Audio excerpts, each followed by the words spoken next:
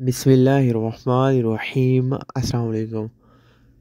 Director general of civil aviation authority India کی طرف سے ایک سرکولر جاری کر دیا گیا ہے، ایک نوٹس جاری کر دیا گیا ہے جس میں تمام ایئر لائنز کو مخاطب کرتے ہوئے تمام متعلقہ اداروں کو، سول ایویشن اتھارٹی کے عملے کو اور متعلقہ ایئرپورٹس کو جو ہے مخاطب کرتے ہوئے یہ نوٹس جاری کیا گیا ہے۔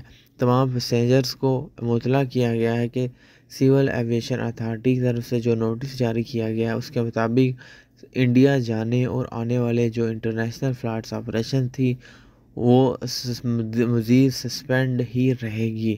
جو خصوصی فلائٹس ہیں، جو انٹرنیشنل خصوصی فلائٹس ہیں یا جو ڈومیسٹک خصوصی فلائٹس ہیں، کارگو فلائٹس اور جو اسپیشلی فلائٹس ہیں اپرووڈ ہیں director general of civil aviation authority کی طرف سے، صرف وہی چلیں گی، وہی ہی رن کریں گی۔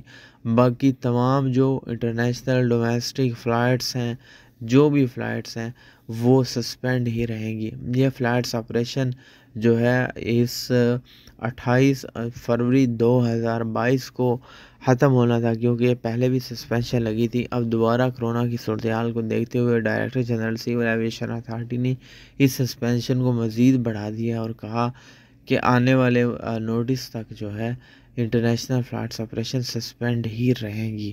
تو اس لیے خصوصی جو فلائٹس ہیں، جو کارگو فلائٹس، صرف وہی رن کریں گی۔ Thanks for watching. چینل کو سبسکرائب کر دیں، دعا میں یاد رکھیے گا۔ اللہ حافظ۔